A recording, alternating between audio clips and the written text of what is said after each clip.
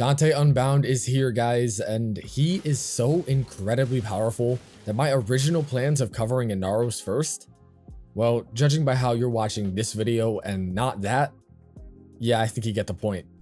We're gonna get right into it because there's quite a lot going on here, as he actually has 7 whole abilities. Noctua is the first of those abilities, being an exalted tome that, while similar to the grimoire, is significantly, and I mean significantly better. For starters, the primary fire has a function very similar to Summon Karnan's called Fragments, where on hit of an enemy, 4 separate shots will come out of them and home in on any enemy within 20 meters and within a 60-degree cone. This solves one of the major issues I had with the grimoire, that even if it was dealing damage, it just couldn't deal with crowds at all. Do note that the 60-degree cone is determined from where the page hits the enemy, so only enemies behind the struck target will get hit with the fragments, but they can home really far. This tome also has a different alt fire from the grimoire. I liken it to the Archiplasmor, as it is a rectangular wave with infinite body punch through that also moves very fast. This alt fire is a major contrast from the grimoires, dealing absurd amounts of damage and also recharging very quickly, as the fragments will count towards doing that. Stats wise, it has a fire rate of 1.5, 30% critical chance, a 2x multiplier, 25% status chance, and a damage makeup of all slash at a base 250. The alt fire stats are slightly higher, being 45%, 3x, and 45% respectively, while the damage is split 60-40 between radiation and impact, totaling to 2,750. Finally, it has a unique trait wherein you can use all 8 tome mods on this weapon at once. How much will you actually do this? I don't believe very often, but it is still quite nice. Now for his last 3 abilities, which will be discussed in tandem as they all synergize deeply with one another. Lightverse at base will refill 20% of your health and grant 500 overguard to you and all allies within 20 meters, companions included, and you are invulnerable during casting. This ability dictates your overguard cap as well, which will be more important later. Darkverse will deal 1250 slash damage and inflict a slash proc, scaling off of said damage on cast. This is dealt in a 20 meter radius within a 50-degree cone. Final verse is where things get interesting. You may have noticed that as you cast either light or dark verses, this graphic was showing the respective cast on its own pages. This is because Dante's final ability, Final Verse, allows you to combo these verses with each other to cast 4 unique spells. We are literally Shadow Wizard Money Gang in this bitch. To preface, all of these abilities either function or deal their damage within a 30 meter radius and have a 45-second base duration when applicable. Yeah, 45 seconds. What the hell? Double casting Lightverse will immediately grant you and allies within your radius 5,000 overguard and simultaneously grant them overguard regeneration on any kill or assist. You can easily hit the overguard cap of 15,000 with this, which, mind you, does scale with strength, and because it extends to allies, makes them a fantastic support.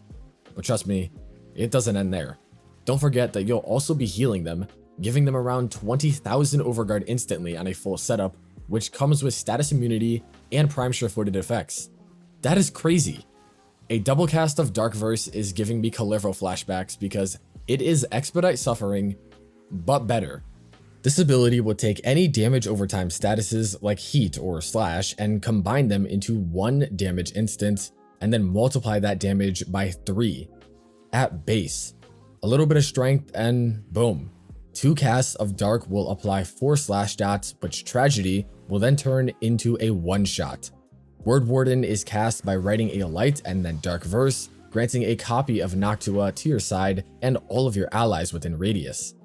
This copy will mirror all of your attacks, and it does use whatever build you will have currently equipped on your own Noctua.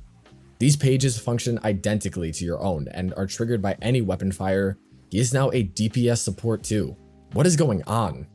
Finally, Page Flight is cast by writing a dark and then light verse, spawning some mystical birds that will swoop down at enemies and make them more status vulnerable, draw their fire, and deal a slight amount of damage. Said status vulnerability doesn't make them take more damage from statuses, rather when you shoot them, it will technically add status chance to your weapon or ability, but that is still useful for dark verse nuking.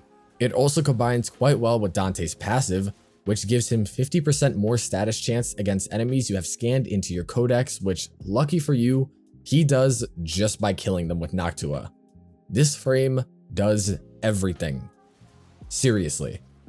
I know that was a brief explanation, but I really wanted to get this one out for you guys quickly, and it's already 7:50 p.m, so let's move on to the builds. The first of which is a Noctua-based DPS setup. Because the only subsumable slot on Dante is his first, as getting rid of any of his other abilities kinda neuter his entire kit, and his first is the basis of this build, we aren't using a helmet, but don't worry, he doesn't need it. I put strength about as high as possible as it scales Noctua's base damage and increases our overguard cap to just under 45,000, and it also makes Triumph immediately grant 15k with a 150 per kill recharge. This makes the page flight debuff enemies with a huge 149% status vulnerability, which really helps Noctua with gun CO. The rest of the build is 145 range to help page flight debuff and be a bit of a better support in group content. The 180 duration set is fantastic on Dante, as his abilities already have such high base values that we get over 80 seconds with this. Cast your secondary book and birds, and then just forget about him for the next minute and 20. It's as easy as that. You don't use Dark Verse all that much here by itself, but if you feel like deleting a group of annoying enemies, its double cast into Tragedy is still very potent. We are using Combat Discipline and Arcane Avenger for a few reasons. Discipline actually removes Overguard instead of health when it is active, and Avenger is triggered off of that, so no spamming of Light Verse required, and the 45% additional flat CC is quite useful for Noctua, pushing it above 100% critical chance, and the build looks like this. As Exalteds don't have access to Arcanes, we run Hornet Strike for base damage alongside both Galvanized mods, the critical stat mods, and Corrosive for maximum damage against armored enemies. Remember that Galvanized Shot is actually doing quite a lot here because of all the status chance that Dante gives his weapons, from page flight, his passive, and of course the mods on the build. Jahu Canticle fills our last slot, stripping 5% of all enemy armor within affinity radius on kill. Because Noctua can actually kill, unlike another tome, you will be armor stripping massive areas just by playing, no outside abilities needed. You may ask, why build Corrosive then? And that is because even if an enemy has only 5% armor, you still get the benefit of the lower armor and the higher damage that Corrosive has against it. Uses for the Panzer are Reinforced Bond for 60% more fire rate, Tenacious for another 1.2 flat critical damage, and Seismic Bond for 30% more efficiency. Seismic requires a channeled ability to activate, which Noctua satisfies and grants 30% more efficiency for your companion just doing damage, something always present with Panzer Spores.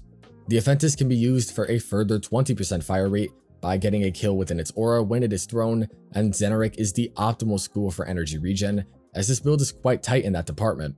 You will notice I have 2 shards for casting speed on Dante. These are non-negotiable. You need them, Tau or not, it doesn't matter, but again, you need them.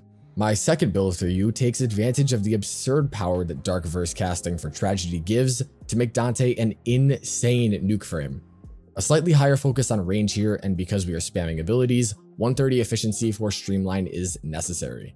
Equilibrium further helps the energy drain, while our strength caps out at 240 once fully stacked, and our fort ability gets 330, and that is due to Precision Intensify.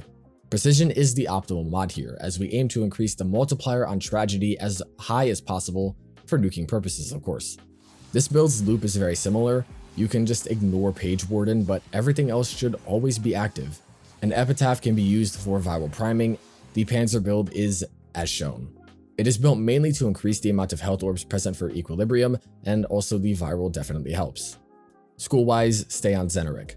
If choosing not to helmet, the build remains the exact same without Roar, and in that case, run Noctua with every tome mod for some insane stat buffs. Dante is my new favorite frame. It really just doesn't feel like I'm playing Warframe when he's active because his loop and animations and just everything is so good. Fantastic job, DE. Combined with all the other stuff that you brought into this update, y'all really just can't miss lately. That's all from me though. A massive thank you to my patrons and YouTube supporters, and I will see all of you guys next time. Peace.